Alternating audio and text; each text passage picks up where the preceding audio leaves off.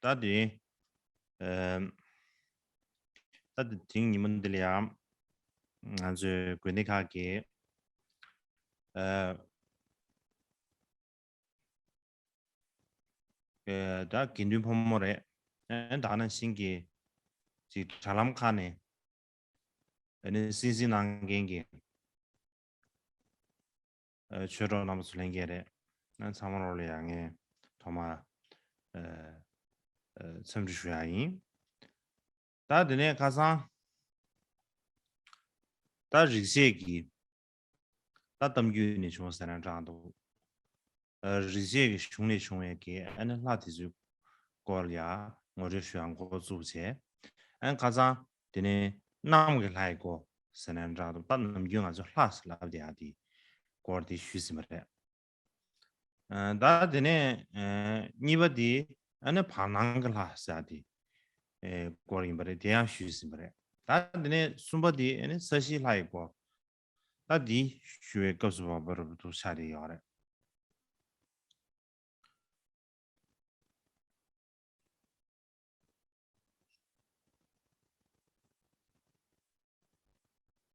다 반항글 라이고 디 쉬윤주 산에 가서 서시 라이고 디 쉬주 산에 다 당고 서시 라이고 나로네 안다 지단기 들이 쉬하기 서시 Quando nós 라디야 falamos dos deuses na Terra,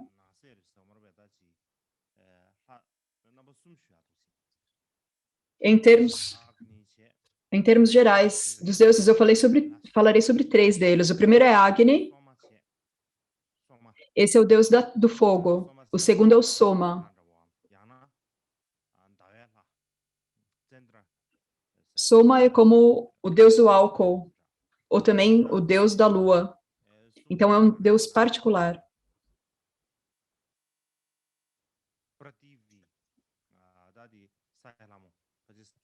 E o terceiro é o Prithvi. Essa é a terceira dos deuses da Terra. Eu gostaria de dar uma introdução a esses 3 deuses da Terra. Dentre os deuses da Terra, o primeiro é Agni, o deus do fogo. Então, o deus do fogo, quando você fala do deus do fogo, nos tempos antigos, esse era um deus que muitas pessoas na Terra costumavam venerar. E isso é porque fogo era algo muito importante para as pessoas, e por essa razão,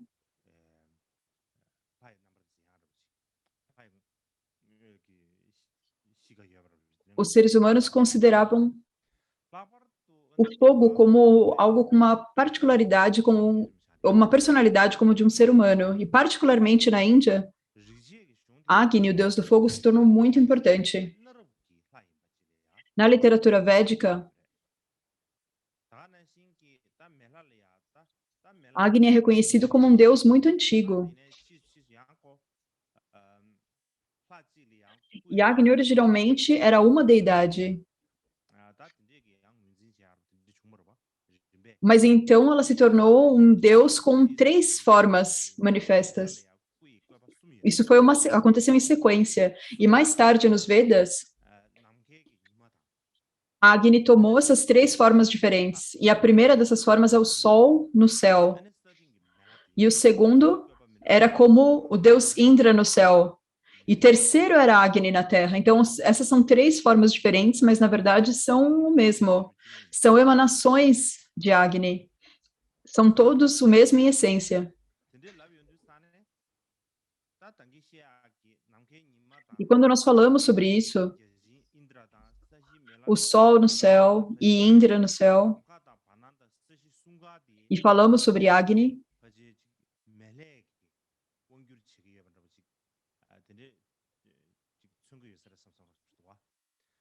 é dito que Agni tem o controle na Terra.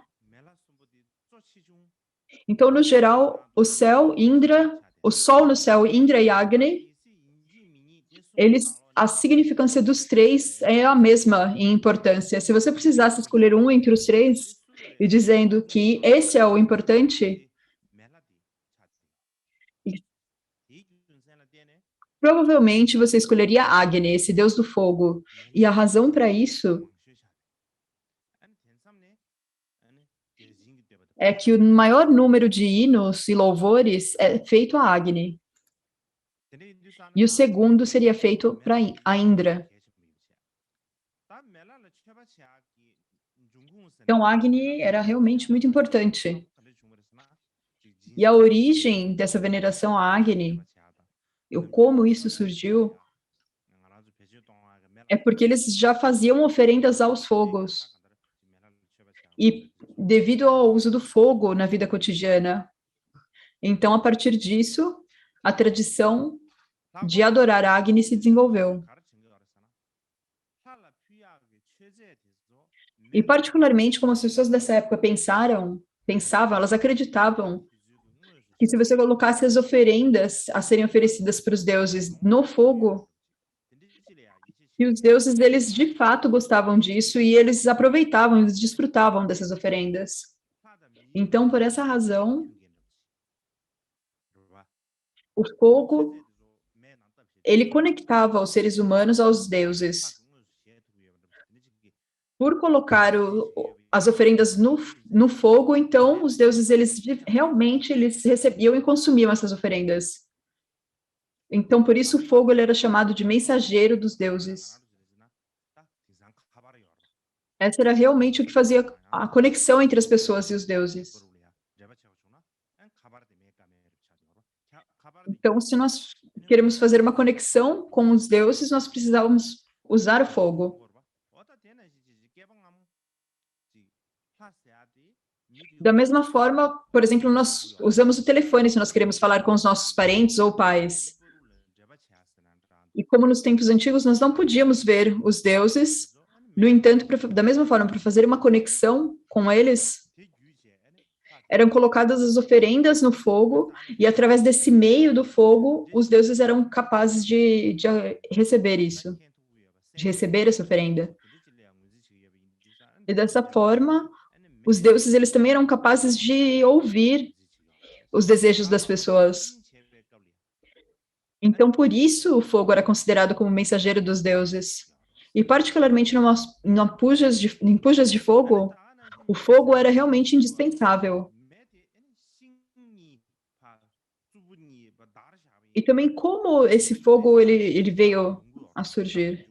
Bem, as duas pessoas esfregaram 2 gravetos juntos e o fogo surgia. Primeiro não havia fogo. E depois, quando você esfregava 2 gravetos de fogo juntos, você tinha fogo. E o que os indianos pensavam sobre isso era que Agni era o mais novo dos deuses. E a razão disso é que ele chegou depois, ele chegou posteriormente, junto com o fogo. Então, ele era novo nesse ponto. Então, dentre os deuses, ele era considerado o mais jovem deus.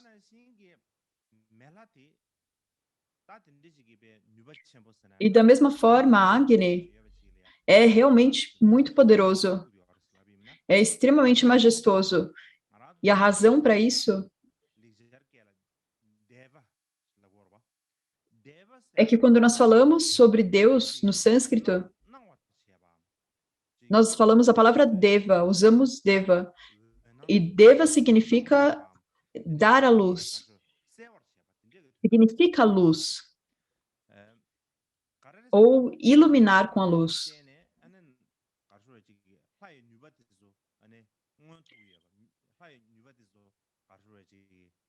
E por causa da luz, do poder da luz dos deuses, por causa do poder dos deuses, a luz, ela pode se tornar evidente.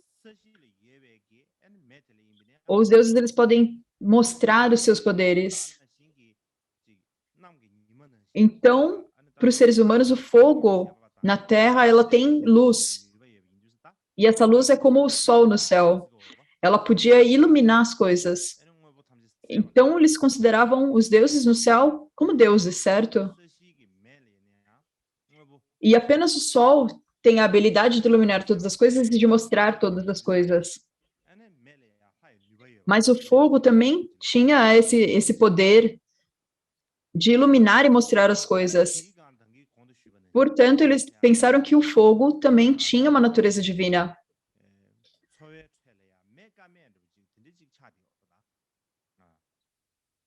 E também o fogo ele é totalmente indispensável para a vida diária dos seres humanos, ele era crucial.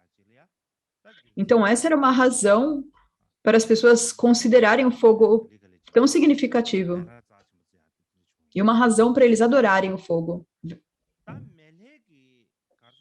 Então, a ideia de Agni ser tão importante vem disso. Mas quando nós pensamos sobre Agni, quais seriam os benefícios de fazer oferendas ou de venerar, adorar Agni? Se nós pensarmos no poder do fogo, uma é que quando você acende um fogo, você pode dissipar a escuridão. E você também pode queimar impurezas. Se você colocar lixo no fogo, então isso queima, certo? Então, já que o fogo tem essas duas qualidades, o que as pessoas naquela época acreditavam é que o deus do fogo, Agni, ele também tinha um poder particular de dissipar as trevas e de subjugar demônios. E o que também é outro nome para ele é Hakshohan, o que significa o caçador de demônios, ou assassino de demônios. Então, ele é aquele que é capaz de matar os demônios. E por essa razão, ele também era chamado de como caçador de demônios. E também no período védico, todos tinham em sua casa, todos consideravam oferecer pujas de fogo dentro de suas casas importantes. E uma vez que você vai fazer uma puja de fogo, a primeira coisa você precisa acender um fogo. E a primeira coisa que eles fariam era convidar Agni. E então convidaram um puja de fogo. E da mesma forma, nessa época, também o deus principal era Agni. Então, outro nome para Agni é Grashpati, que significa o senhor da casa, do lar. Então, ele era como se fosse o senhor, a cabeça, o chefe do lar.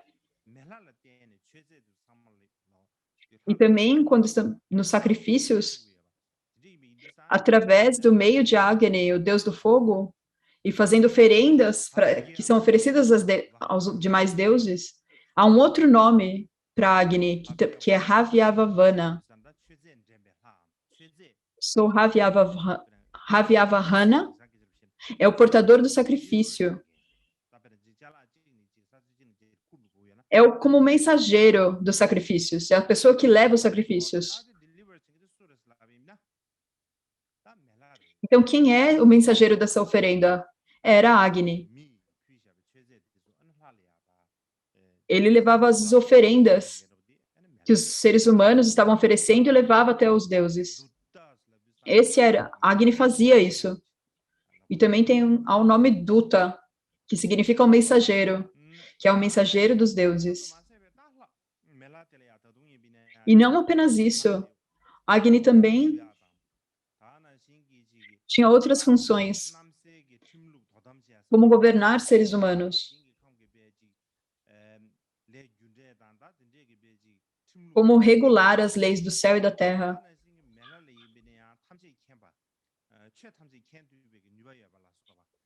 e cuidar de todas as regras, de causa e efeito. E também tinha o poder da onisciência. Então, Agni tinha muitas qualidades diferentes e características diferentes. Então, esse é o tópico sobre Agni. Mas, em todo caso, Agni, como muitos de vocês sabem,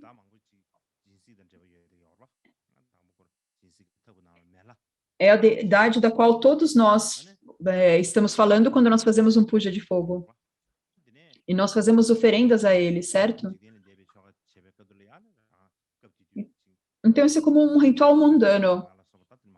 Então, nós precisamos transcendê-lo, visualizar e fazermos oferendas para outras deidades da mandala, certo?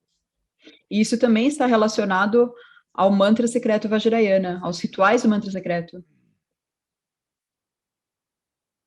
E depois é o segundo deus da terra. O segundo deus da terra é Soma. Você provavelmente pode chamá-lo do deus do álcool, o deus dos intoxicantes. Uma coisa que todos vocês precisam compreender é que os brahmanes realmente gostavam de intoxicantes. E por que eles gostavam de intoxicantes?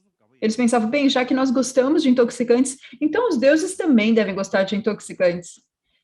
Então é melhor que nós ofereçamos isso para eles, certo? Se nós oferecermos, isso vai ser bom. Então eles acreditavam que os deuses também gostavam de estar intoxicados. Então, como o deus Soma, Agni e Indra,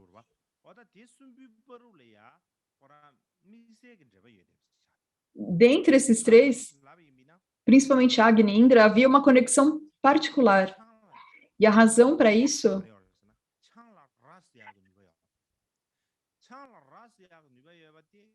é que havia o poder intoxicante do Soma, da bebida Soma.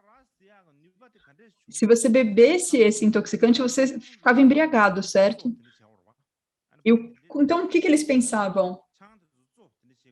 Primeiro, você precisa cozinhar isso.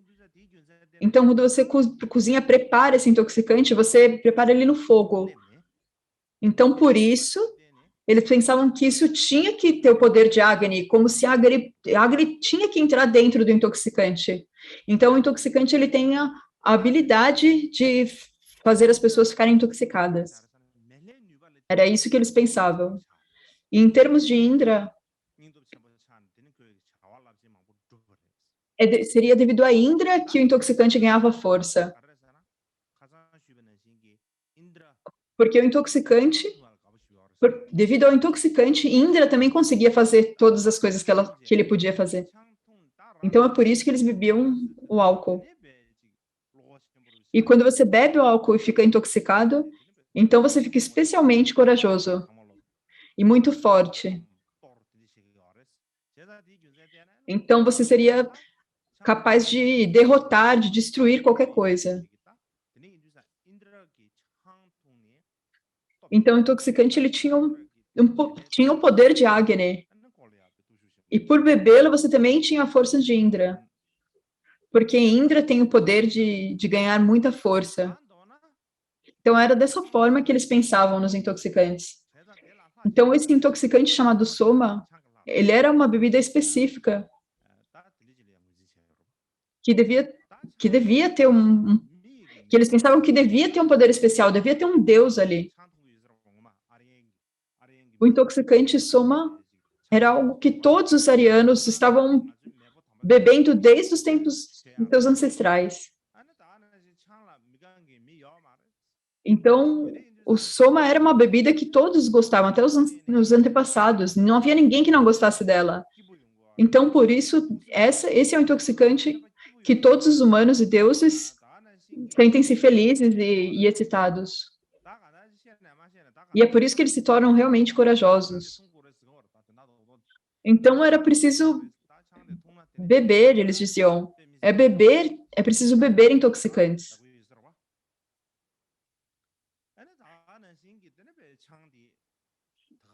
E se você bebe os intoxicantes, isso seria realmente muito bom. Mas não seria qualquer intoxicante. Os intoxicantes, eles se tornavam divinos por natureza. E quando nós falamos sobre Amrita, certo? Amrita, em essência, na verdade, em essência, é um tipo de intoxicante. É algo que era dado por Deus, um presente dos deuses dados para os humanos, mas era um álcool.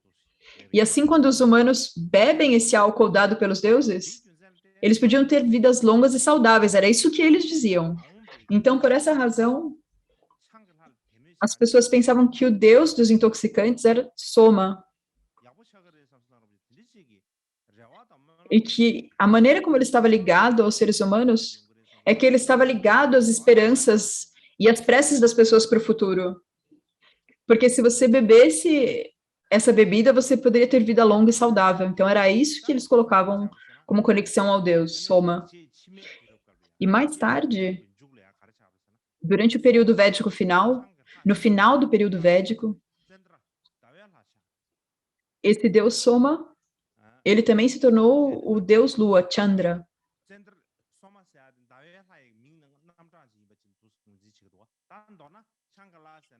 Então, Soma, na verdade, é um dos nomes de Chandra. Você pode chamar Soma, Chandra, o deus da lua, mas todos são o mesmo em essência. E o que isso nos mostra é que no período védico, os brahmanes gostavam de álcool. E eles consideravam como tendo uma potência particular. Então, eu irei falar sobre isso brevemente. O terceiro deus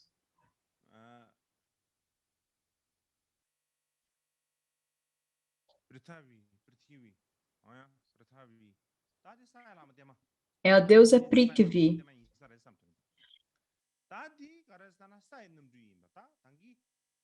Eu acredito que ela é a mesma que a deusa tibetana Tenma.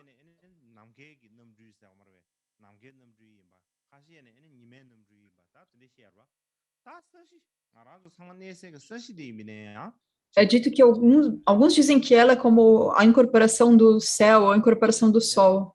E eu estava pensando nisso antes, mas também é visto como a forma de uma deusa. Então, Prithvi é como uma emanação da terra, é vista como uma emanação da terra. Porque os deuses do céu, eles tinham esses grandes poderes, então as pessoas tinham muita fé neles. E da mesma forma, a terra é o local onde todos nós vivemos. Então, desde os tempos antigos, também havia uma tradição de reconhecer a terra como um deus. E gradualmente o status dessa deusa, primeiro ela era muito significante, e gradualmente o status dela foi declinando. E ela foi considerada como não sendo muito importante. Mas no começo o que eles pensavam era que Prithvi era a mãe que deu nascimento a todas as coisas, ou que produziu todas as coisas, porque ela era como a base da qual tudo surge. Por isso ela era a deusa da terra, a mãe de todas as coisas. Ela era o que dava nascimento a todas as coisas. E da mesma forma, eles também falavam do céu e da terra se juntando, se unindo, e que todos os deuses nasceram a partir dessa união do céu e da terra. No entanto, mais tarde,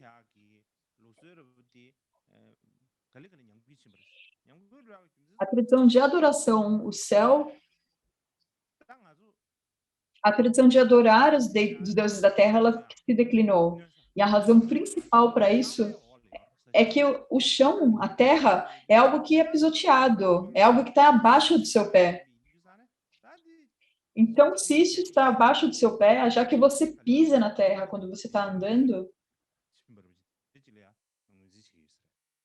a tradição de ter uma grande devoção pela terra, ela foi gradualmente perdida. Então, por essa razão, se você comparar essa deidade a outras deidades,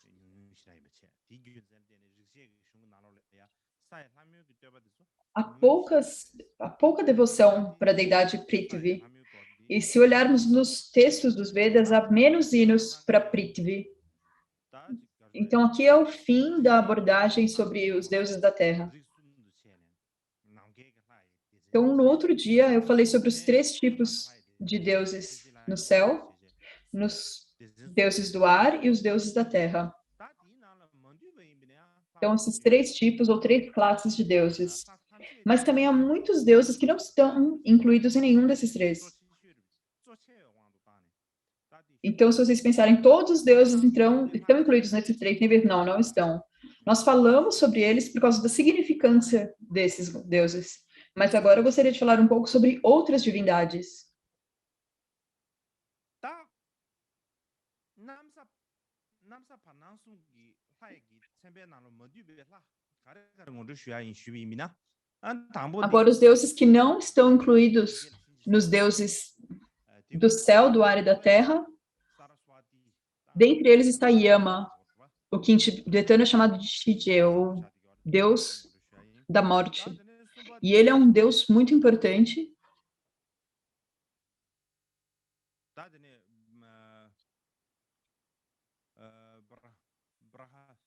브라스파티 딩 모두 슈야제 시바디 부루싱 모두 슈야 O 두스키다 terceiro é Brahaspati e o quarto Purusha. Então, o primeiro é Yama.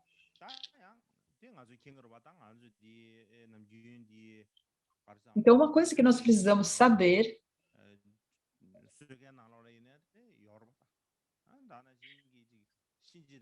quando nós pensamos que ele aparece nos nossos textos de Mahakala e em muitos rituais que estão conectados a ele, que estão conectados com Yama, certo? Então, o Yama é o senhor da morte. Então, eu preciso falar sobre a importância do Yama. Então, como ele é descrito na literatura védica?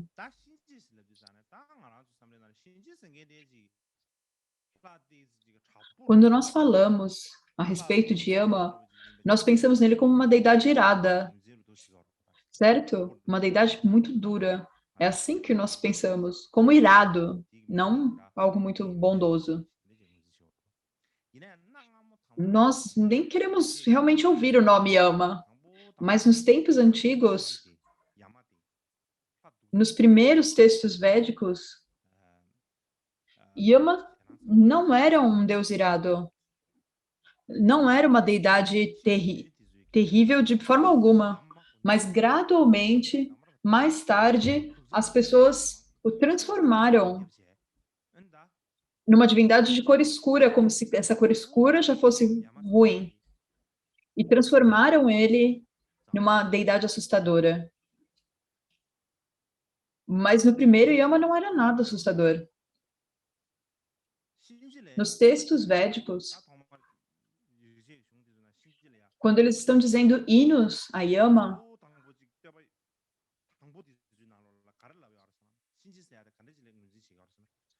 os mais antigos hinos a Yama, o sol ele se põe todos os dias, certo? Então havia os louvores ao pôr do sol.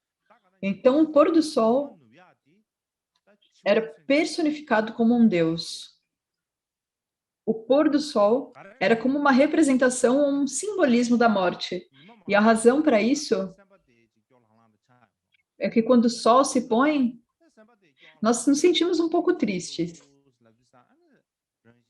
A nossa mente se torna um pouco triste quando o sol se põe. E, naturalmente,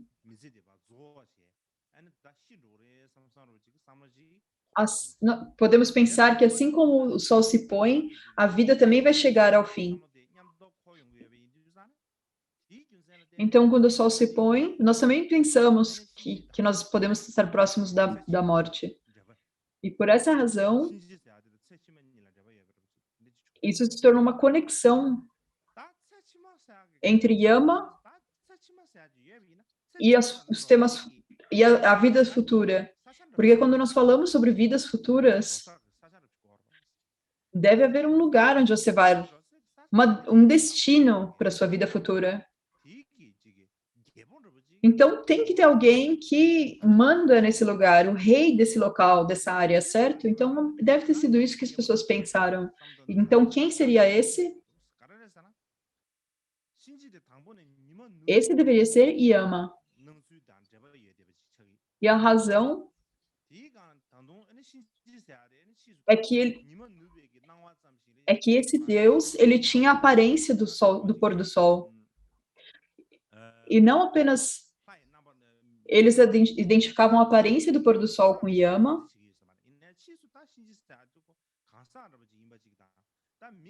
eles reconheciam ele como um indivíduo. Mais tarde, ele não era identificado como uma personalidade humana, mas mais tarde ele mudou para ter como um perfil humano. E mais tarde, gradualmente, Yama foi identificado como o rei do local onde as pessoas vão assim que elas morrem. Mas a maneira como nós pensamos nele, quando nós pensamos depois que nós morrermos, então você pensa, depois que você morrer, o Yama, o rei dos mortos, ele vai te pegar. Mas naquele momento, as pessoas na Índia, eles não pensavam que era algo ruim quando você morria. Eles pensavam que quando depois que as pessoas morriam, depois que elas morressem, elas teriam um novo corpo que iria irradiar luz. E para ter esse novo corpo, onde que elas iriam? Elas iriam para um lugar onde teria muita luz brilhante. Um lugar onde teria uma alegria perfeita, um novo local. E quem que estaria lá? Seria Yama, o rei Yama. Então, elas iriam para esse lugar e viveriam nessa terra de Yama. E elas ficariam na presença de Yama, o rei da morte. E desfrutariam de uma felicidade sem fim. Então, é como esse lugar, seria um lugar que você vai e você passa o seu tempo de uma forma muito feliz. Então, nessa época,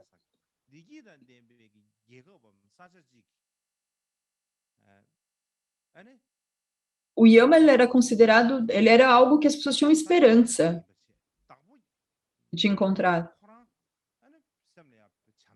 Ele era como o rei do local onde todos queriam ir, que era realmente muito amoroso e compassivo. Alguém que tinha muito amor. Era assim que eles pensavam em Yama. No entanto, mais tarde, o que aconteceu é que o Yama mudou. Primeiro, o Yama não era uma deidade terrível, assustadora. Mas mais tarde, nos textos não budistas, bramânicos, haviam os textos Puranas. E nesse texto se diz que o Yama mudou. E ele se tornou um deus cruel que punia os malfeitores, as pessoas que tinham feito coisas erradas. E depois que eles morriam, Yama punia eles. E ele se tornou muito cruel. E uma deidade muito assustadora. Então, quando nós pensamos sobre isso, havia era um rei da morte, mas se nós pensarmos sobre isso,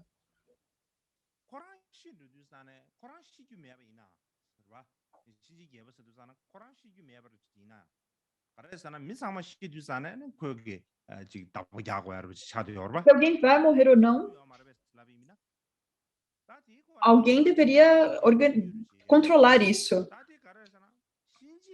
Mas quem seria? Isso é uma pergunta interessante. E tem história sobre isso nos Vedas. Porque o Yama era a primeira pessoa a morrer.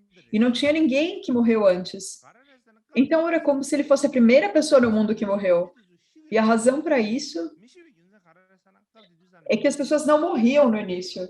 E a razão pela qual eles não morriam é que não havia sofrimento, ninguém cometia erros, então por isso ninguém morria. Mas o que aconteceu é que, eventualmente, as pessoas começaram a cometer atos errôneos, o sofrimento começou a surgir, eles pegavam doenças e tinham medo de morrer.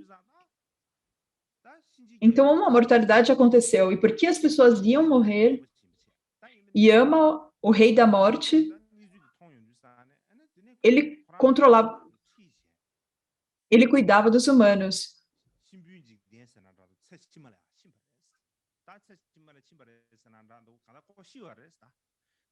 E ele foi para essa outra, quando nós íamos para outro lugar, esse lugar dos que já morreram. Então, ele foi a primeira pessoa que morreu, o rei, por isso ele é o rei da morte. Então, ele é aquele que ia para outra vida, quando as pessoas... Por isso ele se tornou o rei dos mortos.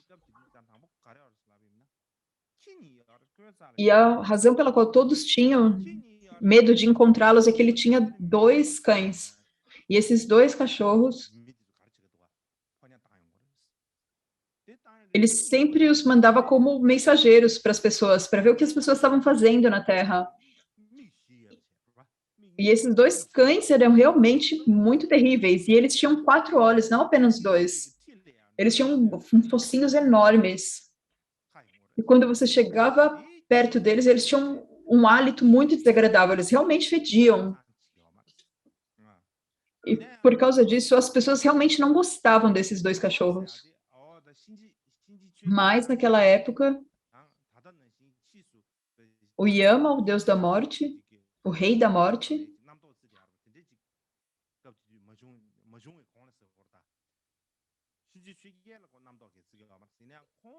isso foi antes que das pessoas desconfiarem que Yama era o rei da morte e não.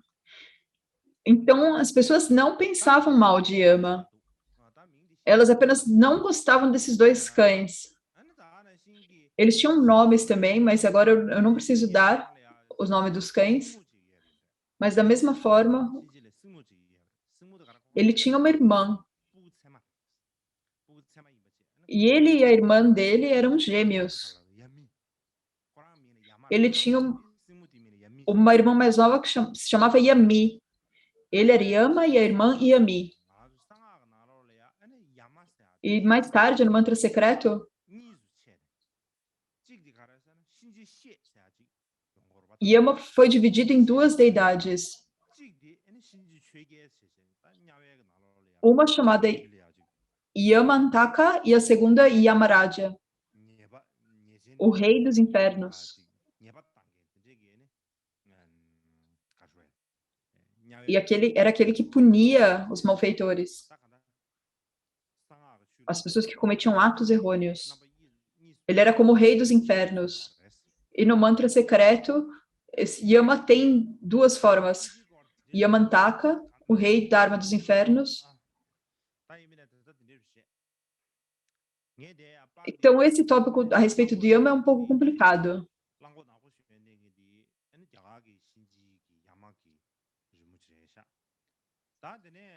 Então, esse escrevendo aqui é o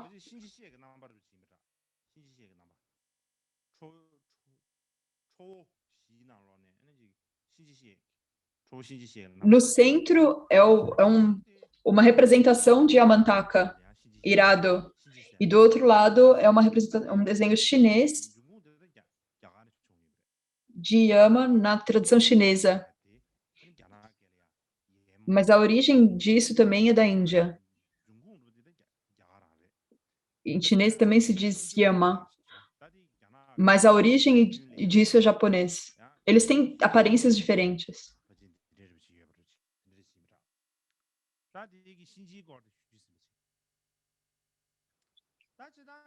Mas esse é provavelmente o mesmo rei da morte na tradição chinesa. Mas no período védico inicial, não havia muitas deusas. A maioria eram deuses masculinos. E até mesmo que não havia muitas deusas, havia algumas. E dentre elas, a mais importante inclui a deusa Usha, que nós falamos ontem, a deusa do amanhecer. E outra deusa é Sarasvati. Então, Sarasvati, muito provavelmente todos vocês conhecem Sarasvati.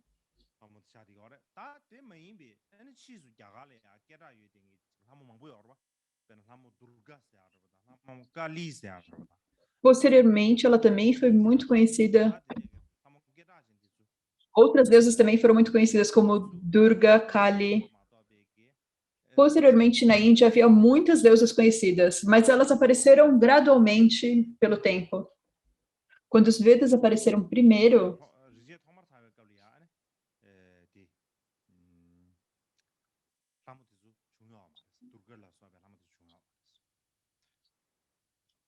as deusas não tinham aparecido primeiramente quando os Vedas, logo que os Vedas surgiram. Então, quando nós falamos de Sarasvati, eu acredito que eu posso falar sobre ela depois.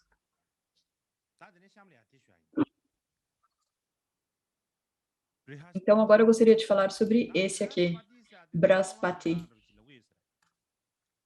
Então, Brahaspati é como os deuses das aspirações e das preces.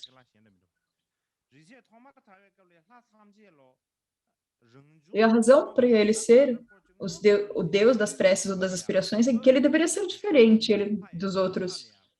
Originalmente, todos os deuses eles vieram de alguma coisa no ambiente natural. Tinha algo na natureza que era chamado de Deus. Mas o Deus das preces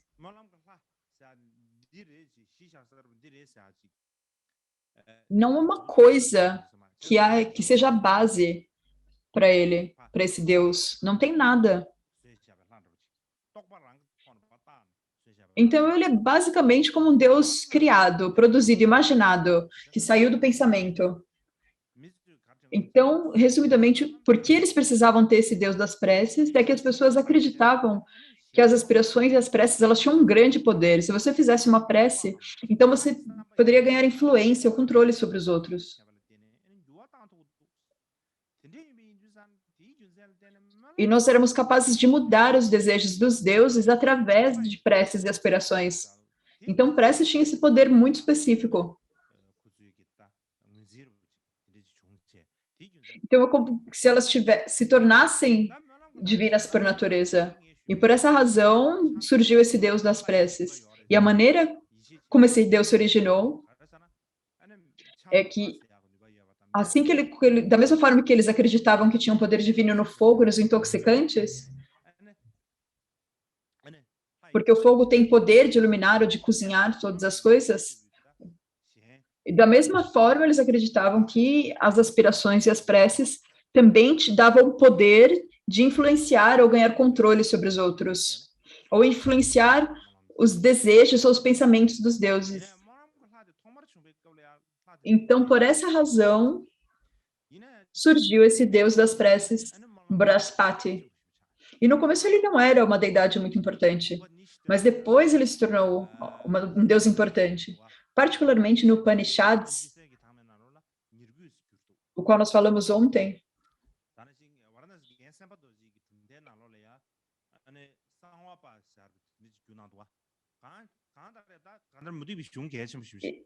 Esse também pode ser traduzido como o texto secreto, mas de qualquer forma esse é um importante texto não budista.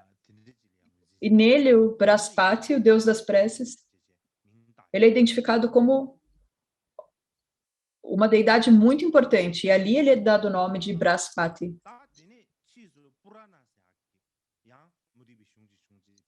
E posteriormente havia um texto chamado Purana, um outro texto hindu, e nos Puranas ele é dito como o mais alto dos três grandes deuses.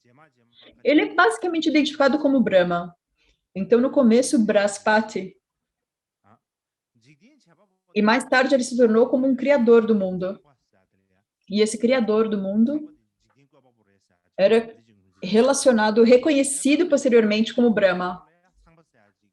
Então, posteriormente foi Brahma que foi reconhecido como o criador do mundo. No período védico inicial, eles não falavam sobre Brahma como algo muito importante, mas depois havia Brahaspati.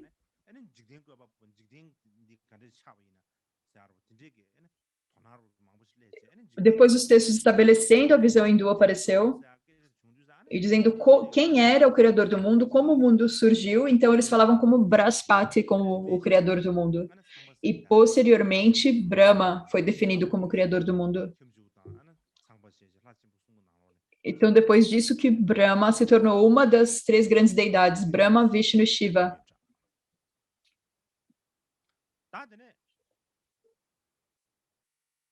Então depois disso que ele se tornou uma das três deidades principais. E o próximo é Purusha.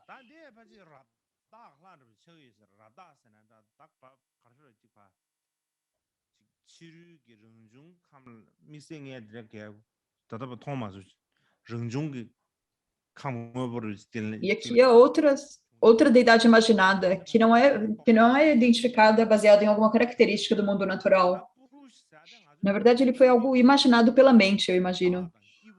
Quando nós falamos sobre Purusha, quando nós olhamos nos textos não budistas, se fala sobre pessoa, ou o eu, ou uma alma. Ele é considerado como um dos mais antigos dos deuses. Ele tem 1000 cabeças, 1000 braços, similar ao Cherezi, de 1000 braços e 1000 olhos.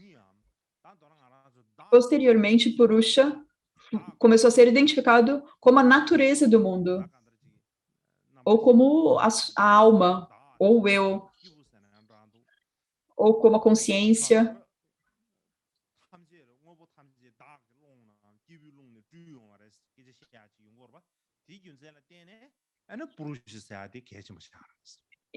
Então, era dito que todas as coisas, elas surgiam a partir da expansão do eu. Então, por essa razão, Purusha se tornou particularmente importante. E mais tarde, quando os textos começaram a surgir,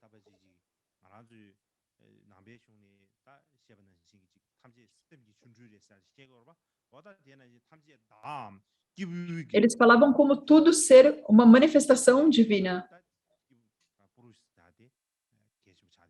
Tudo vem da expansão do eu, ou da alma, e por essa razão Purusha foi importante. E também os hinos a Purusha são muito importantes, e a razão para isso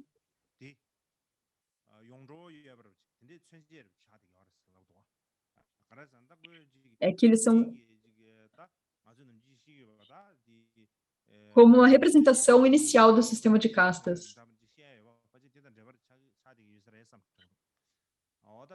Quando nós falamos sobre os brahmanes nascendo da sua testa e assim por diante. A tradição do sistema de castas está relacionado muito próximo ao Purusha, ao Deus Purusha. Então, por hora, eu dei a introdução aos deuses. E a seguir, depois disso,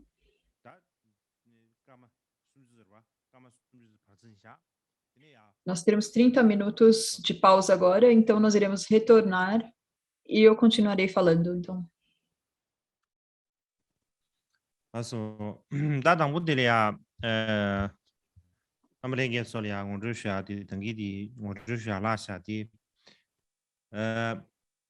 Saraswati. Primeiro eu gostaria de dar uma introdução à deusa que ficou de fora antes, a deusa Sarasvati. Então eu gostaria de dar uma breve introdução a ela.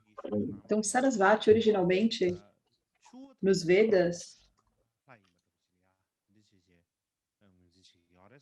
ela é a deusa de todos os rios.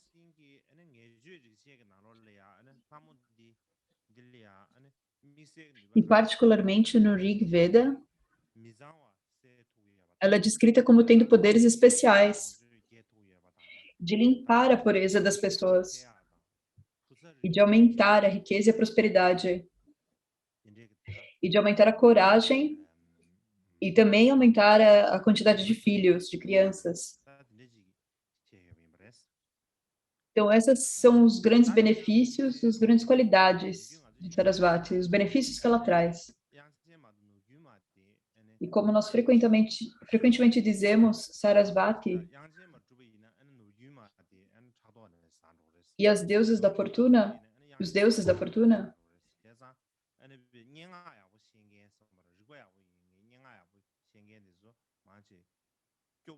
se você praticar um outro tipo de deus, Sarasvati fica com ciúmes. Se você praticar Sarasvati, esse outro deus também fica com ciúmes.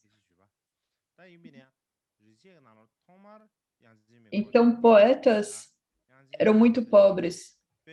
E os rishis não tinham habilidades literárias. Mas nos Vedas, a Sarasvati, ela é tida como aquela que aumenta a riqueza e a prosperidade. E mais tarde, no Brahmana, depois nos textos, Brahmana, ela se tornou a deusa das palavras ou da linguagem. E da mesma forma, ela também se tornou a deusa que aumenta as habilidades de debate e também aumenta e também aumenta a pradna. E mais tarde, ela foi reconhecida como sendo Lakshmi.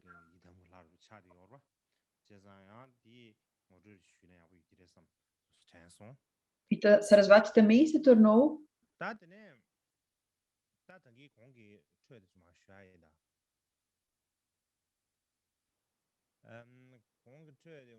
como sendo essa deusa. E então eu vou continuar falando um pouco mais sobre o que eu já falei antes. A partir de onde eu fiquei antes.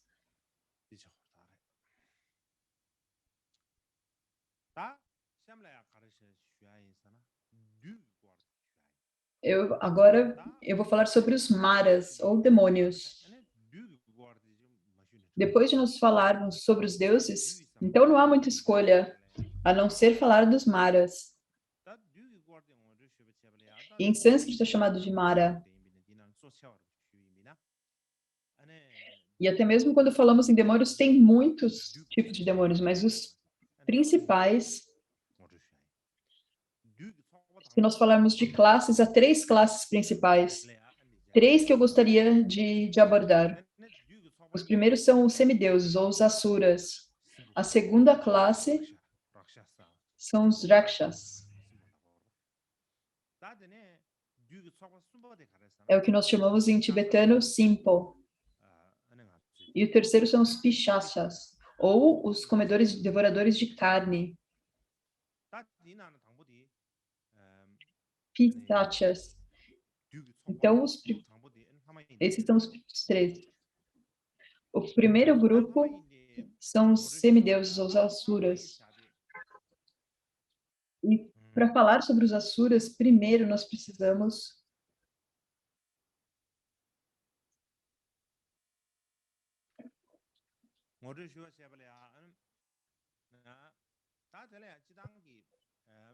para dar uma introdução sobre os semideuses. Primeiro que a palavra para semideus em sânscrito é a palavra asura. Essa palavra que é usada, asura, certo?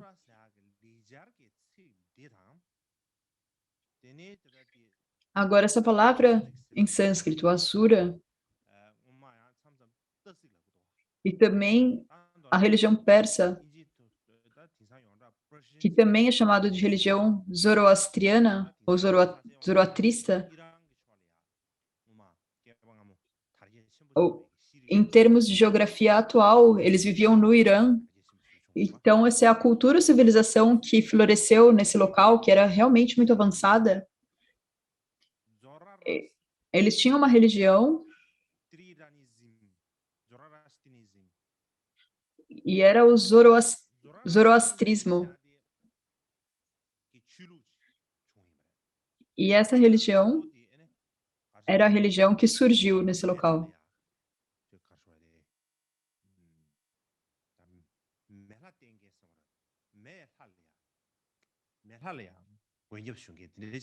E, principalmente, eles veneravam os deuses do fogo, primariamente. E essa é considerada uma das mais antigas religiões do mundo.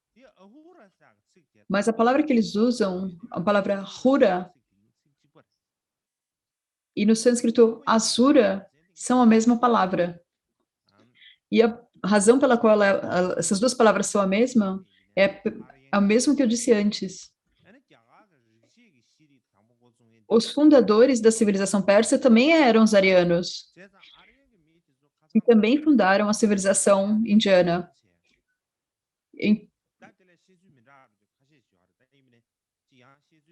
Então, muitas explicações diferentes para isso. Mas uma explicação é que eles chegaram na Índia, e uma vez que eles chegaram na Índia, eles se dividiram em 2 grupos. Um continuou no Punjab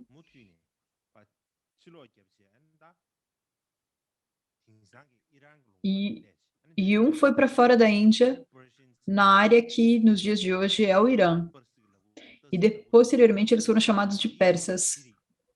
Então, quando nós temos Parsik em tibetano, seria a civilização persa.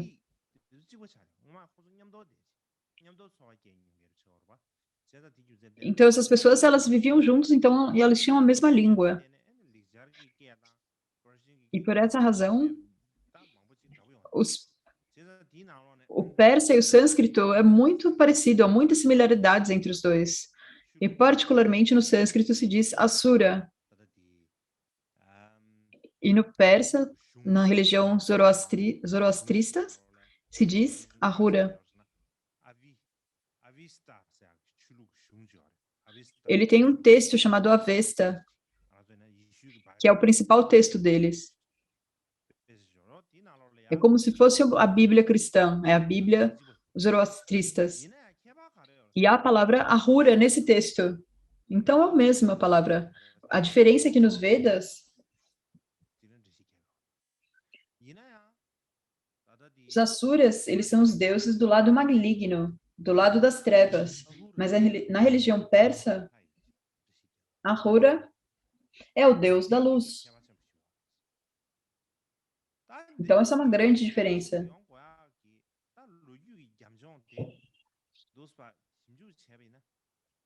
O suporte histórico para isso, se a gente pesquisar, provavelmente que os arianos indianos e os arianos persas, a razão pela qual eles se dividiram, a razão pela qual eles tiveram que ir para locais diferentes, provavelmente está relacionada a isso, essa diferença. No entanto, quais são os eventos que aconteceram nessa época, não é algo que nós conseguimos especular agora. Porque nós não temos evidências suficientes para concluir nenhuma hipótese. Eu acho que é algo assim, mas é difícil, realmente é difícil dizer claramente. Mas se nós falarmos sobre o Avesta, esse texto religioso, é um texto muito longo, que cobre muitos tópicos. Em termos de palavras, ele tem provavelmente cerca de 35 mil palavras. E isso foi escrito, na verdade, sobre peles de ovelha.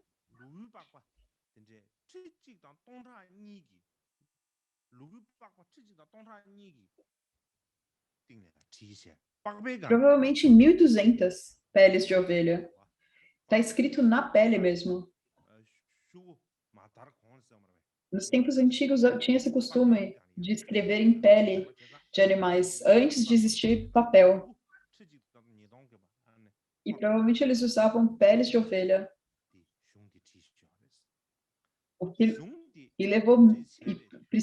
Foi necessário 1.200 peles para escrever todo esse texto.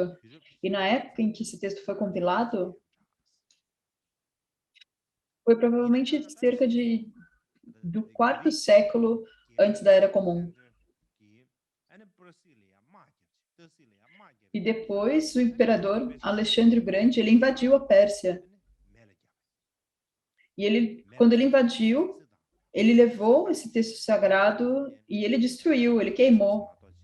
E por que ele ter queimado o texto, apenas um dos livros dele sobreviveu.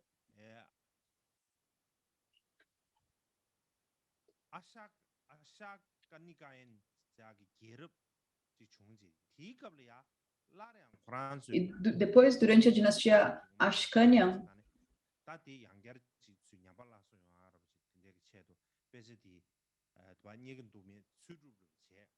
os textos que foram destruídos por fogo, eles começaram a pesquisar se eles conseguiriam refazer esse livro, recompilar esse texto.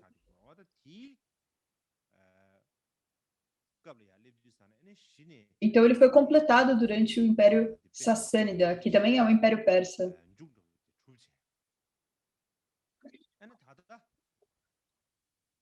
Então, nessa época, eles foram capazes de terminar a compilação do texto. E o texto que nós temos agora,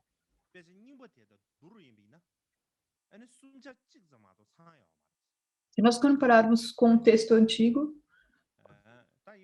provavelmente é só um quarto do texto. Ele está incompleto. Mas ainda é um texto muito importante, em termos de civilização antiga. É um texto realmente importante sobre a civilização antiga. Então, basicamente, resumindo, se nós continuarmos com o tópico dos Asuras, como é que os Asuras começaram? Qual é a origem dos Asuras, dos semideuses? Os pesquisadores não conseguem descrever exatamente qual que é a origem. No entanto, no Rig Veda, logo no início do Rig Veda,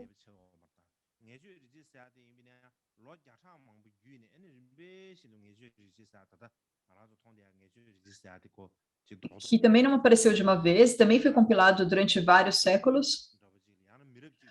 Esse é o tempo que levou para ser feito o texto que nós chamamos de Rig Veda. Ele não foi escrito todo no mesmo ano, ele foi escrito durante diversas gerações, até que ele se tornasse completo. Então, no Rig Veda, quando eles falam primeiro sobre Asuras, a palavra Asura não era usada como um indivíduo específico, um ser específico. Na verdade, ela era um adjetivo.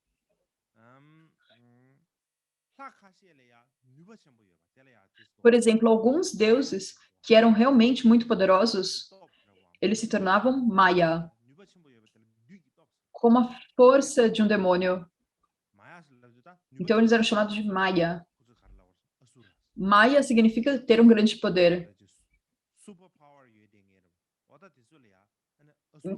Então, isso também era chamados de Asuras, que era como se os deuses tivessem um superpoder. Então, por essa razão, esse adjetivo Asura também era usado para descrever Varuna e Indra e muitos outros deuses. E a razão para isso é que esse grande poder Maya do demônio era muito forte, por isso era chamado de Asura. E quando essa palavra era usada, era como se fosse uma oferenda de um elogio, de um louvor, para um Deus que era especialmente amedrontador, assustador. Um Deus o qual todos deveriam temer. Todos deveriam ter muito medo dele. O poder maia de um demônio.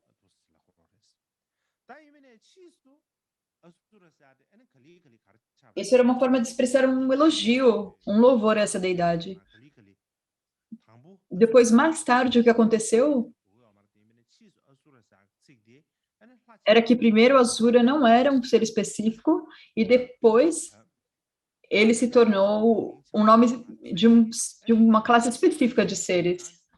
Não apenas se tornou isso,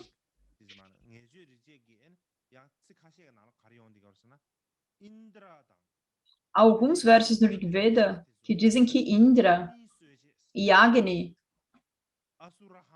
são chamados de matadores de Asuras, como os caçadores de Asuras. Aqueles que matam os Asuras ou os semideuses.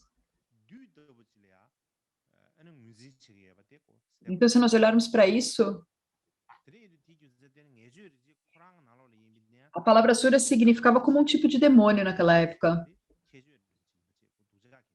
Então, no Rig Veda mesmo, houve uma mudança no uso da palavra. Primeiro era um adjetivo. Era um adjetivo que não era usado para algo ruim, mas eventualmente se tornou usado para um deus ruim, para um demônio. E mais tarde, no Samaveda e Ajurveda, durante esse período, conforme isso foi se desenvolvendo, eles explicaram os Asuras, eles explicavam que havia os deuses nos céus, eram os Devas, e os oponentes desses deuses era uma classe de demônios chamada Asuras, ou semideuses. Eles eram oponentes dos deuses, aqueles que estavam sempre em batalha com os deuses. Então, esses são os que nós chamamos de Asuras. Então, nos Vedas, os Asuras são maus.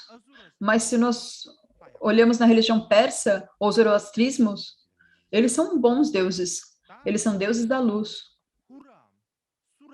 os deuses da bondade. Então, Sura eram os deuses maus.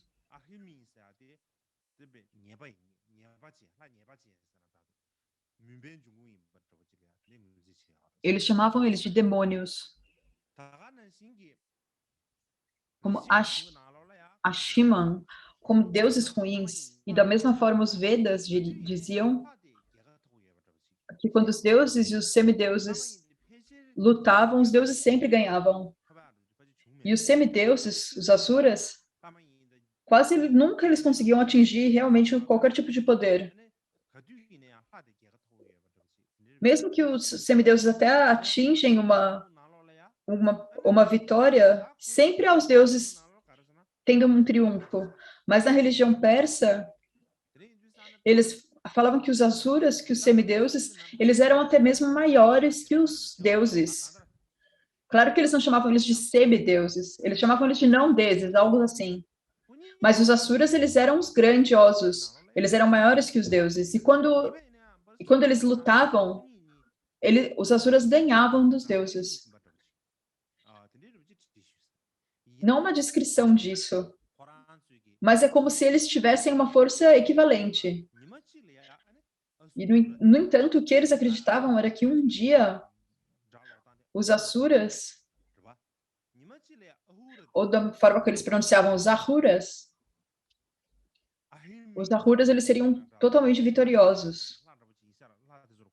E os Arimans, ou os demônios, ou Ashriman, os Devas, eles seriam derrotados e punidos. E isso é descrito no texto deles. É algo que eles acreditavam com muita firmeza. Mas, basicamente, o que está escrito nos textos védicos e o que está escrito nos textos zoroastristas, eles não estão conectados. No entanto, nos dias de hoje, na linguística,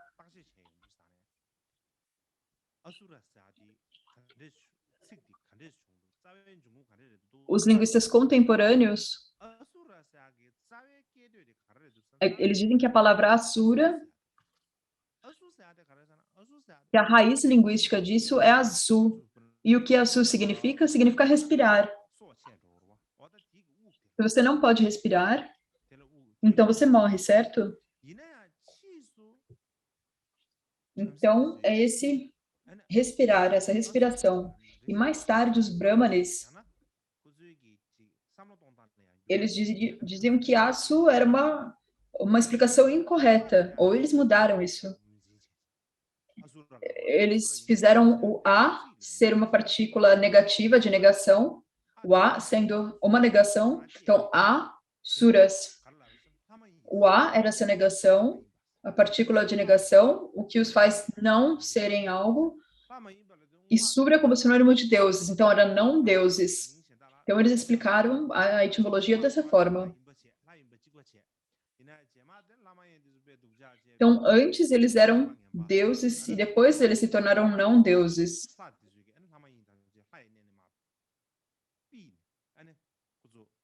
Os deuses expulsaram eles dos céus, exilaram os Asuras. Então, por essa razão, eles se tornaram semideuses ou Asuras.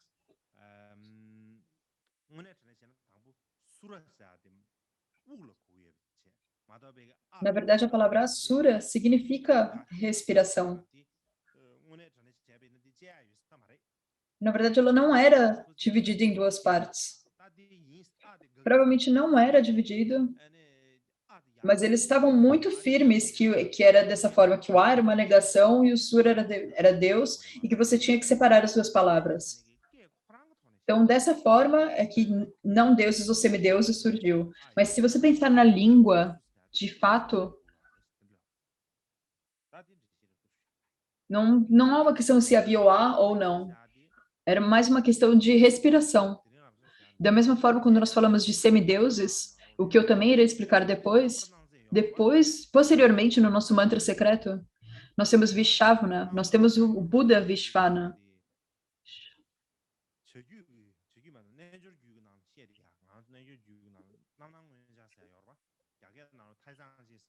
Nós também temos uma outra deidade.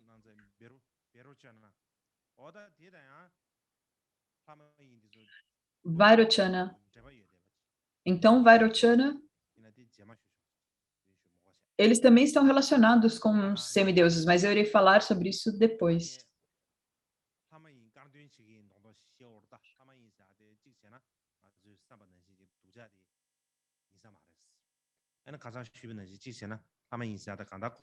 Então, eu vou falar sobre como os semideuses, eles provavelmente não são tão maus quanto nós pensamos. A razão para isso é que eles não se davam bem com os arianos. Então, por essa razão,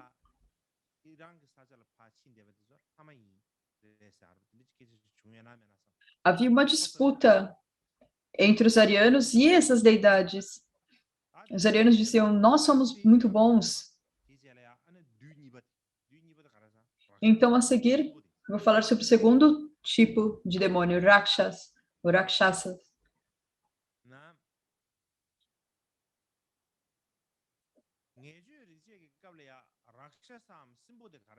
Então, no Rig Veda, o Rakshasas, ou Rakshas,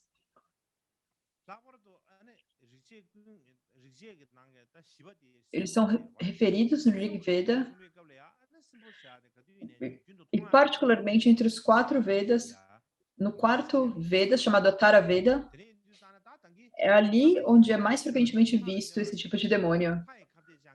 Então, quando nós falamos de não-deuses, ou aqueles que se opõem aos deuses, que machucam os deuses, nós falamos que seriam os semideuses, os asuras. E os rakshasas, eles são aqueles que se opõem aos humanos, que fazem mal aos humanos.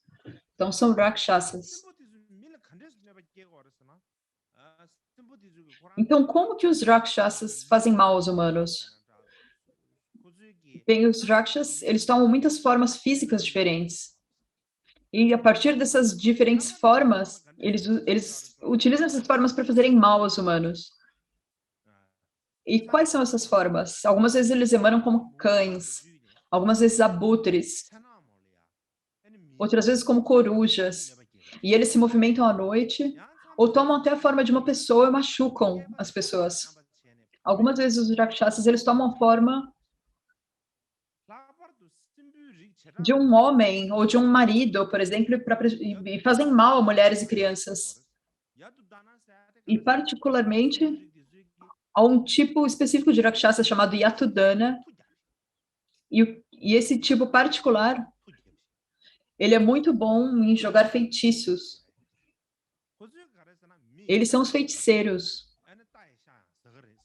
E eles comiam carne humana, eles comiam carne de cavalo, eles também bebiam leite de vaca. Eles provavelmente roubavam leite de vaca. E por essa razão, roubar leite de vaca,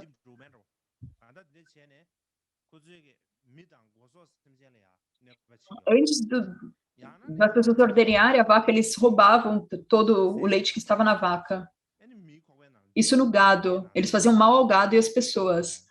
Ou eles até vinham em forma de alimento, e as pessoas comiam isso e eles causavam dores e doenças. Então, por essa razão,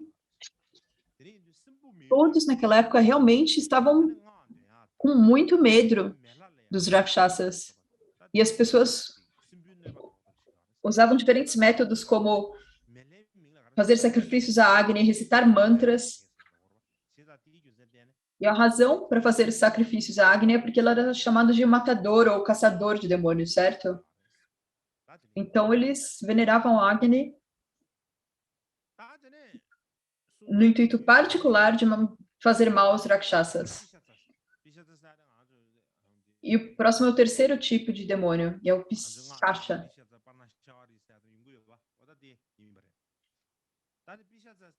Nós falamos de Pishacha e no mantra também, no mantra secreto. Nós chamamos eles de comedores de carnes no tibetano. Eles são um tipo de fantasma. Um outro nome para eles é também o comedor de cadáveres. Na verdade, os Rakshasas também comiam carne humana, mas se você chama de comedores de cadáveres, é um pouco diferente. E eles também são chamados de Kravyad.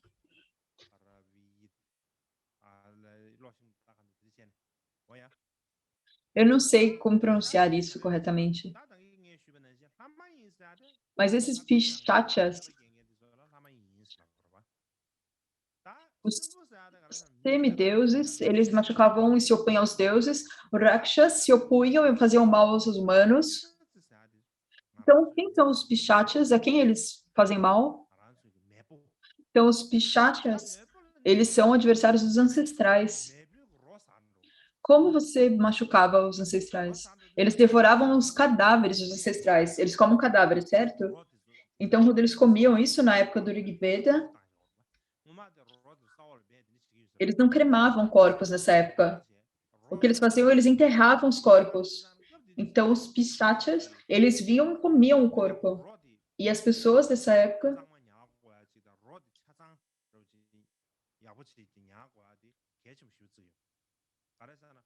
eles consideravam muito importante manter o corpo intacto inteiro, porque aquele cadáver, depois que a pessoa morria,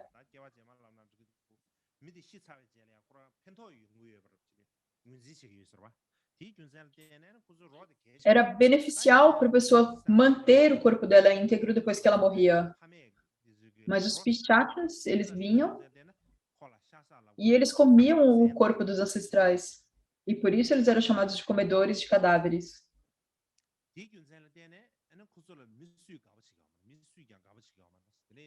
Então ninguém gostava deles de forma alguma.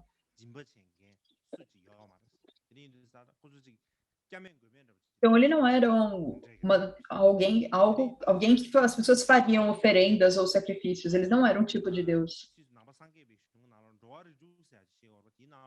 Ninguém pedia nenhuma proteção, nenhum tipo de proteção para ele.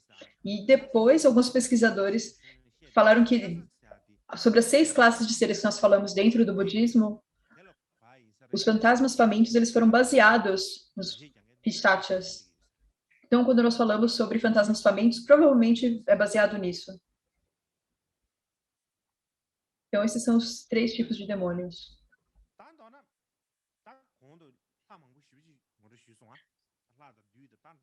Então, basicamente, como eu introduzi muitos tipos diferentes de deuses, demônios,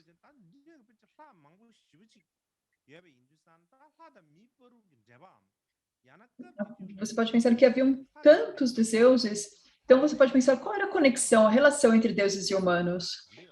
Naquela época as pessoas adoravam, veneravam os deuses, como que era que eles viam os deuses? Então, em termos gerais, os antigos indianos, eles acreditavam que, embora os deuses védicos, eles tinham transcendido os humanos, eles eram mais poderosos que os humanos nos seus poderes mágicos. No entanto, a sua personalidade era muito parecida com a personalidade humana. O perfil deles era o mesmo que o humano. E, particularmente, os deuses posteriores, os deuses mais recentes, toda vez que nós pensamos em Deus, nós pensamos em uma pessoa que se porta bem, certo? Mas no Rig Veda, não. Na literatura védica, os deuses, eles eram todo tipo de personalidade.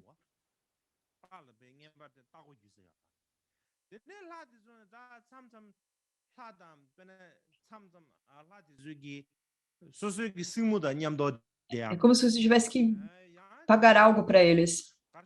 Algumas vezes eles dormiam com as irmãs deles. Eles faziam todo tipo de coisas diferentes.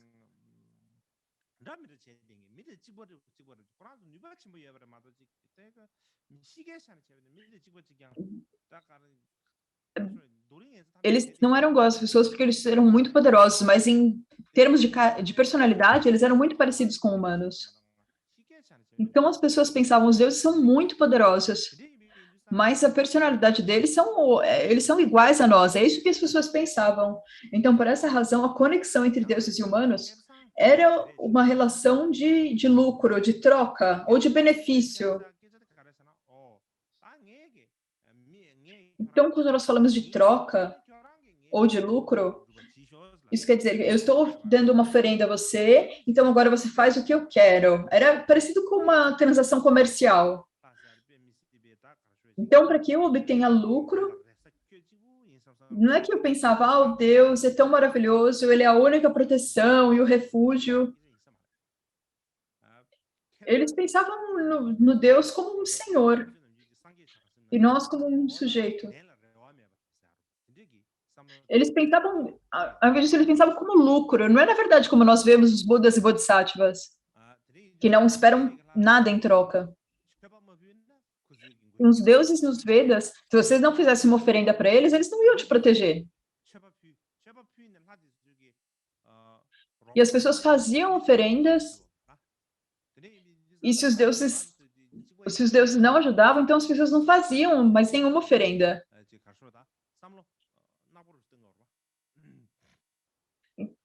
Então, isso é basicamente cada um tentando lucrar em cima do outro, certo? E a razão para isso é que no Rig Veda há muitos tipos diferentes de sacrifícios. E dentre todos os diferentes tipos de sacrifícios, a maioria são para fazer pedidos aos deuses. Mas não há rituais para realmente oferecer coisas. Eles não tinham nenhum pensamento de gratidão. Eles faziam, eu estou te oferecendo isso, você faz algo por mim. Não tem nenhum ritual falando muito obrigada.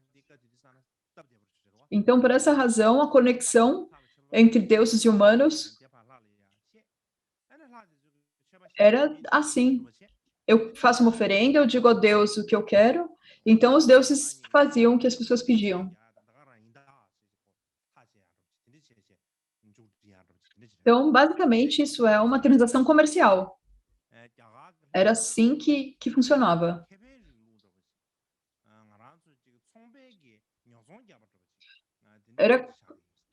Era isso, era como um negócio. Era assim que as pessoas, que o povo indiano pensava nessa relação. E é por isso que os rituais eles eram tão importantes. Quando você tinha essa conversa, essa negociação entre deuses e humanos, você tinha os rituais para isso. Então, por essa razão, os textos védicos, eles têm muitos rituais diferentes. Por exemplo, se você pensar nos rituais cristãos, Deus é algo supremo. O nosso Salvador. E nós somos aqui os sujeitos e que precisamos obedecer e fazer o que ele quer. Nós precisamos ser submissos. Mas não havia esse tipo de pensamento na religião indiana, na tradição indiana. E por essa razão, a conexão entre os deuses e as pessoas, o aspecto mais importante disso era fazer os sacrifícios e oferendas. Porque quando você faz os sacrifícios aos deuses, essa é a única maneira de criar a conexão entre os deuses e os humanos. Então, quando nós falamos de sacrifício,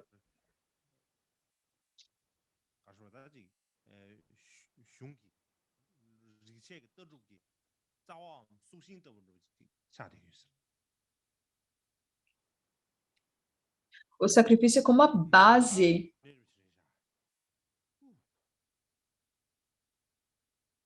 do aprendizado védico e da devoção védica, e do conhecimento védico. Eles são um elemento vital.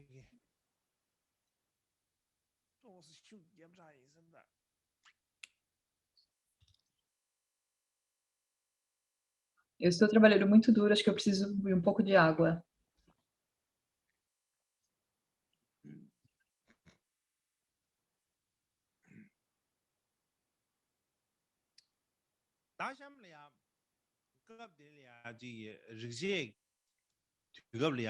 Depois, agora, no período védico, haviam sacrifícios.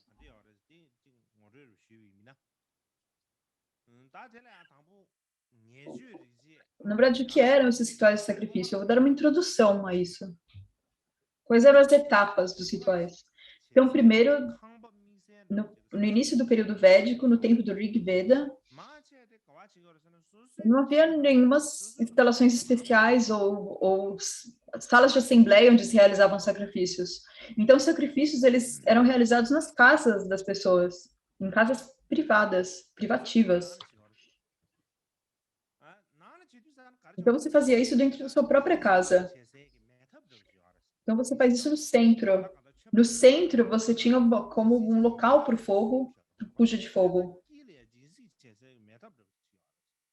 Um braseiro onde você jogaria as oferendas de fogo lá. Então, isso é similar ao que fazemos. E do lado,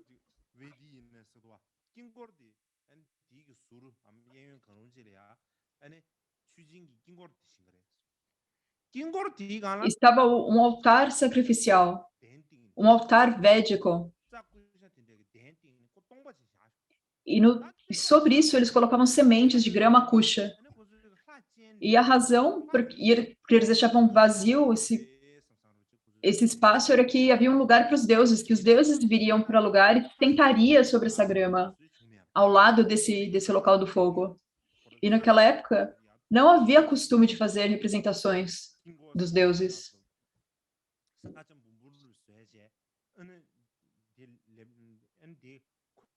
Eles tinham como uma área em frente ao altar, que era elevada. Eles colocavam por cima grama kusha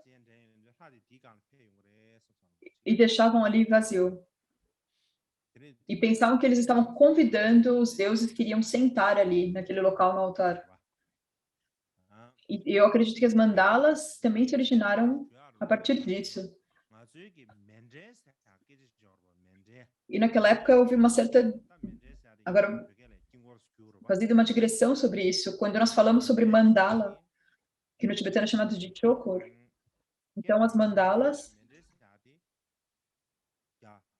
na Índia antiga,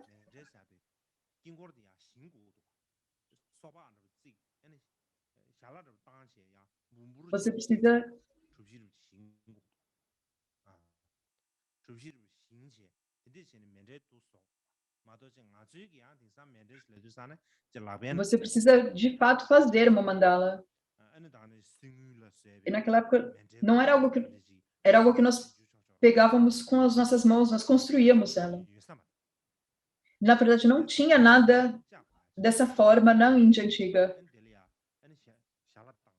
Todas as mandalas você tinha que construir, tinha que fazê-las. Então, as mandalas,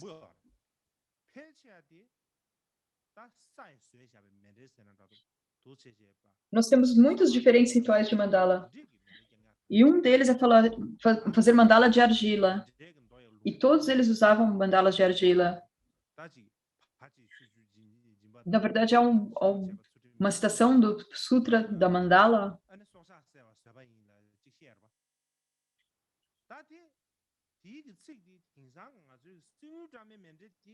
que fala que a limpeza disso é paciência, através da paciência.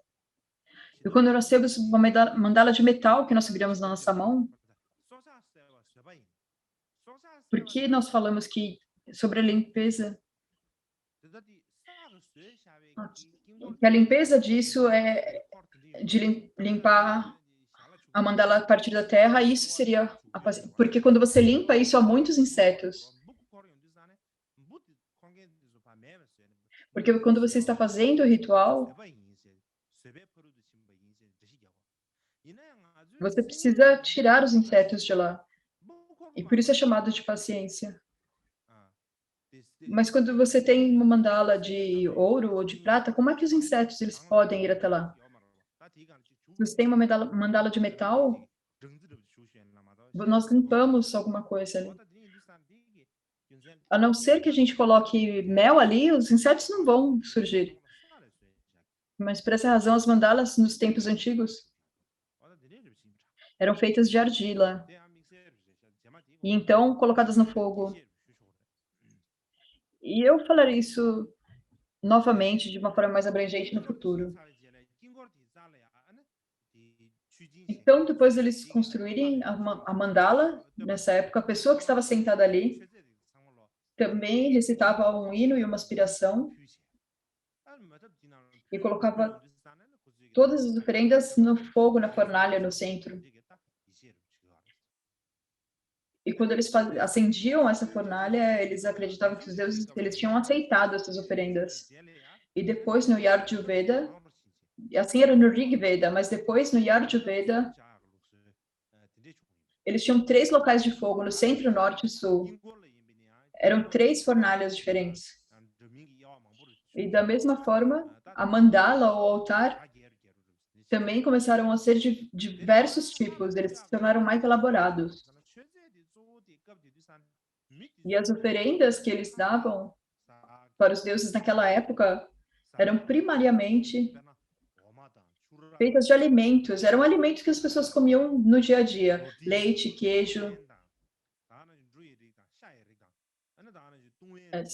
diferentes tipos de sementes, grãos, carne ou bebidas, diferentes tipos de bebidas. E, em particular, a bebida soma, o álcool soma. Todos os deuses gostavam de álcool. E também os antepassados gostavam muito. Então, eles ofereciam álcool aos deuses. E também havia o sacrifício de animais, de muitos tipos de animais. Os animais que eram sacrificados, os principais eram gado, cavalos, cabras, ovelhas e assim por diante. E eles sacrificavam.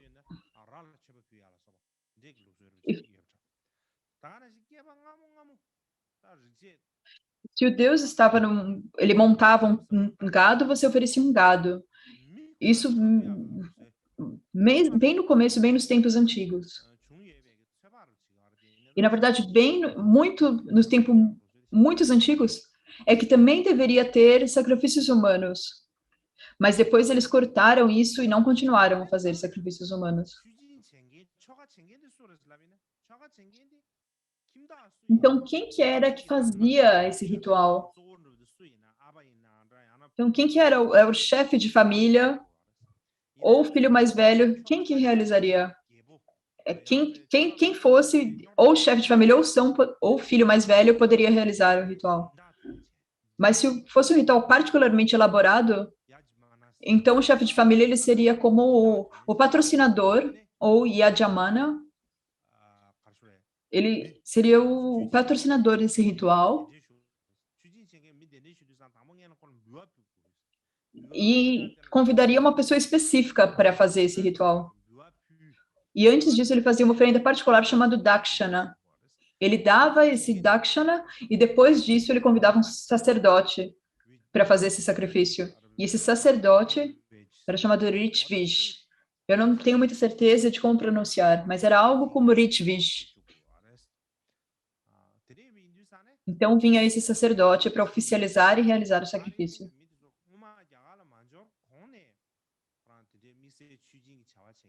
Então, antes dos arianos chegarem na Índia, provavelmente haviam esses sacerdotes particulares que faziam esses sacrifícios e assim por diante. Mas depois, na época do Rig Veda, quando o Rig Veda apareceu, os sacerdotes eles se tornaram ainda mais poderosos que antes, e havia muitos tipos diferentes.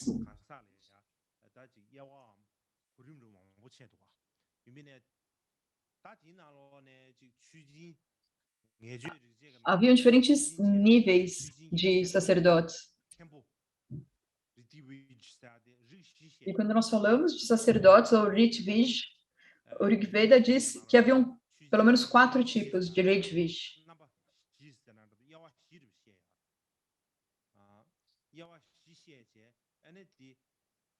Então, 4 tipos de sacerdotes. Eles dividiam em 4.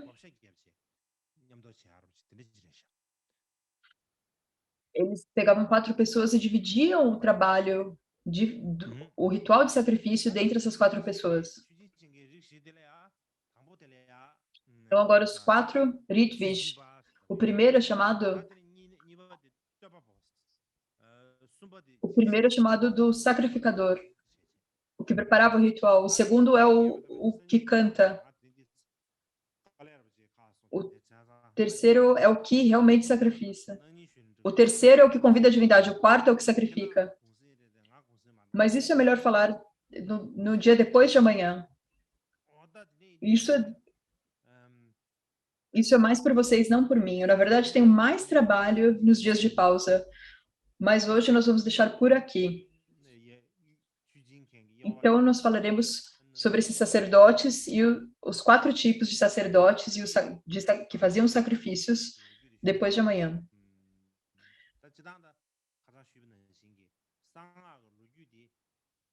Mas, em termos gerais, quando nós falamos sobre as origens do mantra secreto,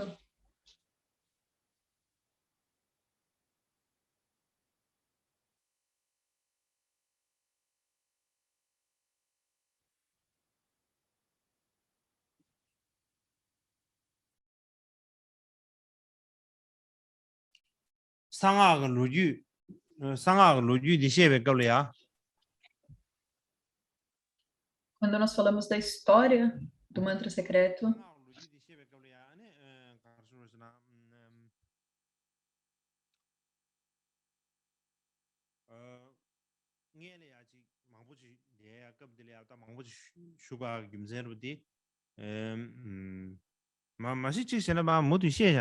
a razão pela qual nós precisamos falar tanto sobre tudo isso, e talvez seja melhor eu falar um pouco mais.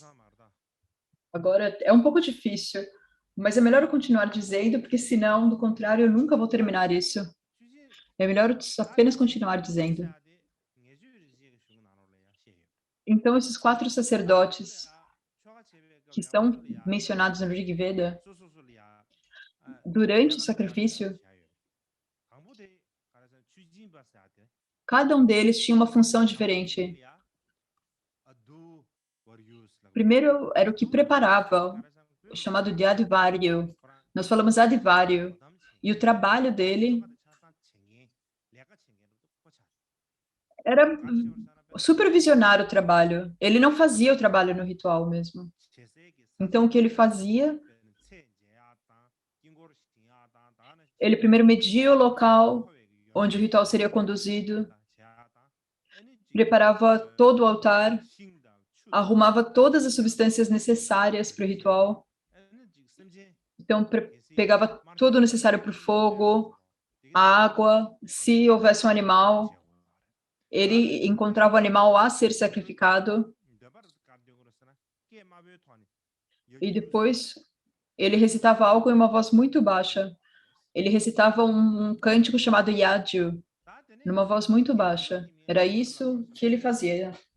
E agora, o segundo tipo de sacerdote é chamado de Udgatra. Talvez se diz Udgatri.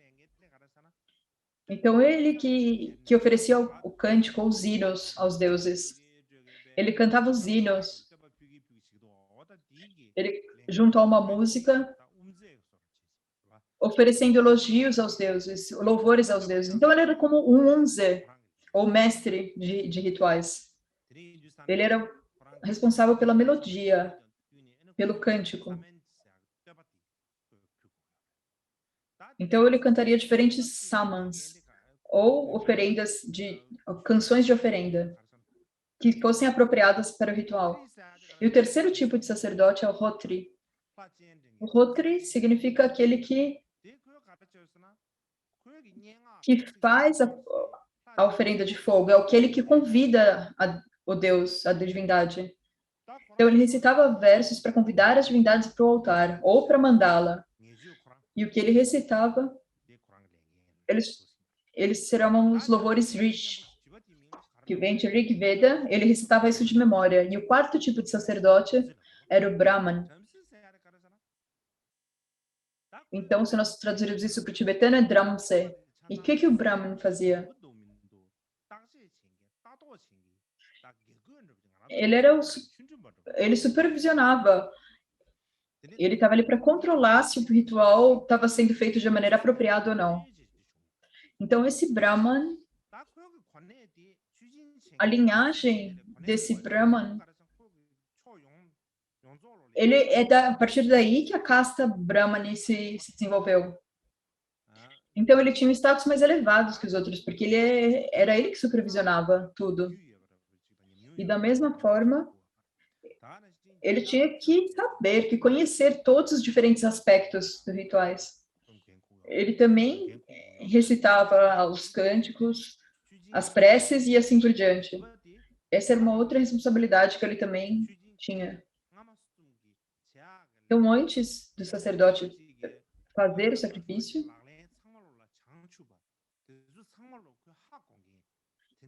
esse sacerdote específico, ele precisava ser completamente treinado em todas as práticas do ritual, que eram feitas por todos os outros 3 sacerdotes. Do contrário, ele não conseguiria fazer isso, certo? E no passado, quando eles fizeram sacrifícios, quando as pessoas faziam sacrifícios, os indivíduos, eles precisavam desses 4 tipos de indivíduos para fazer o sacrifício, para fazer os rituais. Então, essa conclui nosso ensinamento sobre o período védico inicial. E o que eu ia dizer antes é que, no geral, quando nós falamos da história do mantra secreto, mas antes de entrar na história do mantra secreto, nós precisamos compreender o pano de fundo da civilização indiana. E somente quando nós compreendemos isso, é que nós podemos entender como que o budismo se espalhou amplamente pelo mundo. Quais são as qualidades e as características do budismo?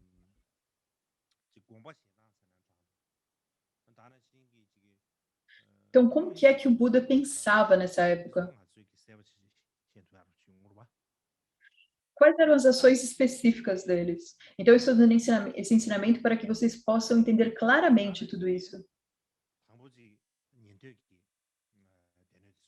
E da mesma forma, primeiro nós temos os Shravaka, os ouvintes, depois Mahayana, e depois o mantra secreto, Vajrayana.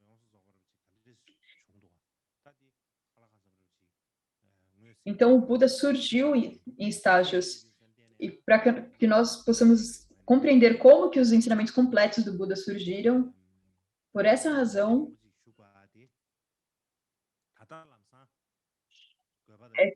vocês devem entender que a razão pela qual eu estou falando sobre tudo isso, mesmo que você não entenda completamente agora, depois pode ser que você iria entender.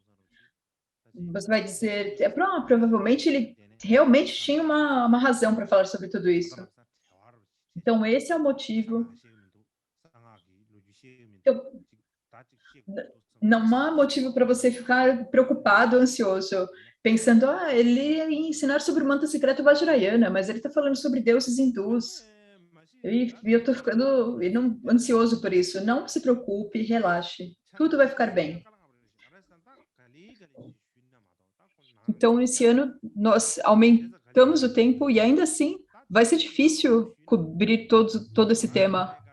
Se eu explicar tudo de uma só vez, é difícil para mim, também é difícil para vocês que estão ouvindo. Se eu explicar tudo de uma vez, vocês não vão entender tudo. Se você coloca muitas coisas no seu cérebro de uma vez, então você não é capaz de compreender, você fica como que um branco na mente. Então, por essa razão, eu não posso explicar todos os diferentes aspectos. Estou falando somente os aspectos mais importantes de cada situação. Então, eu estou tentando explicar tudo isso agora para vocês. Eu acredito que se você conseguir escutar isso, ouvir isso, você irá entender. Então, agora, por favor, vamos recitar as preces finais. As preces de dedicação.